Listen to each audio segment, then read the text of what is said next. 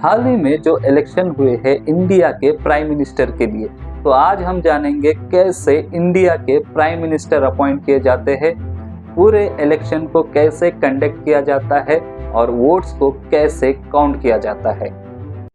नमस्कार दोस्तों, जैसे कि आप लोगों को पता ही होगा, इंडियन पार्लियामेंट में मेनली दो हाउसेस होते हैं। पहला अपर हाउस यानी राज्यसभा, दूसरा लोअर हाउस यानी लोकसभा।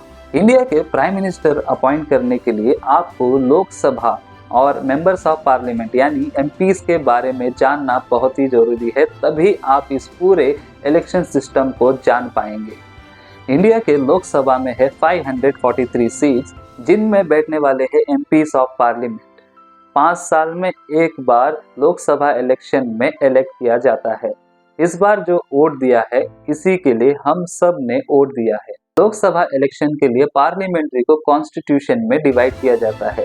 हर कॉन्स्टिट्यूशन से एक एमपी जाता है, तो जनरल इलेक्शन में जो वोट देते हो वो अपने कॉन्स्टिट्यूशन से अपने एमपी के लिए वोट देते हो।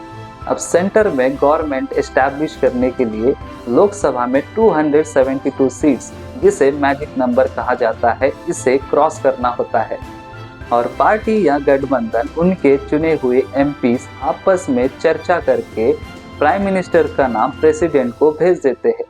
फिर प्रेसिडेंट उस कैंडिडेट को प्राइम मिनिस्टर के शपथ दिलाते हैं और ऐसे इंडिया के प्राइम मिनिस्टर अपॉइंट किए जाते हैं। दोस्तों, 1950 में ईसीआई को एस्टैब्लिश किया जाता है, यानी इलेक्शन कमीशन ऑफ इंडिया। इससे पावर दिया गया है अंडर द आर्टिकल ऑफ 324। इस वक्त में इसमें एक मेंबर को ऐड किया जा सकता था। आगे चलकर 1989 में एक अमेंडमेंट निकल के आता है, जिसमें मल्टीपल मेंबर्स को ऐड किया जा सकता है, जिसमें फिक्स टर्म मिलता है इनको 6 साल के लिए। ईसीआई में इस वक्त 3 मेंबर्स को अपॉइंट किया गया है, एक चीफ कमिश्नर और 2 इलेक्शन कमिश्नर को। हर कॉन्स्टिट्यूशन से इलेक्शन कंडक्ट करवाने के बाद election commission of India vote counting process start करते हैं। काउंटिंग वाले दिन सुबह 5 बजे से रैंडमली काउंटिंग स्टाफ को चूज करा जाता है और सुबह 8 बजे से काउंटिंग को स्टार्ट किया जाता है। दोस्तों, ईवीएम से वोट काउंट करना बहुत ही इजी प्रोसेस होता है। ईवीएम के मेनली 3 यूनिट होते हैं।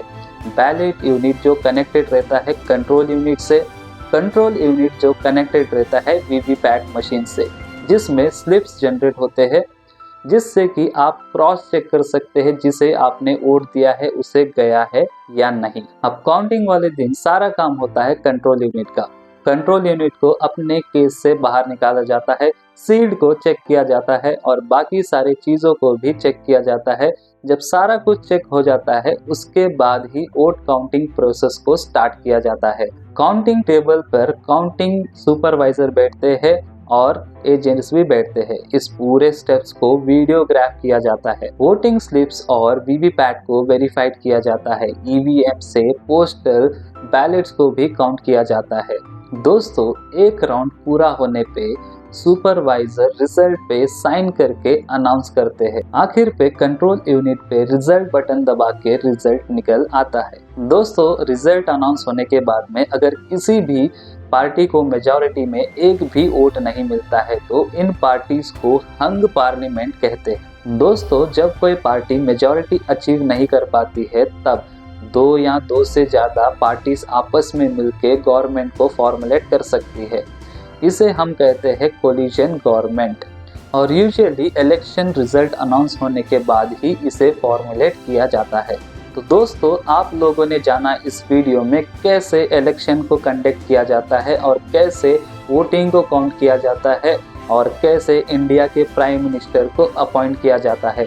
अगर आपको ये वीडियो इंफॉर्मेटिव लगा और आपको ये वीडियो पसंद आता है तो लाइक करिए और हमारे चैनल को सब्सक्राइब करिए।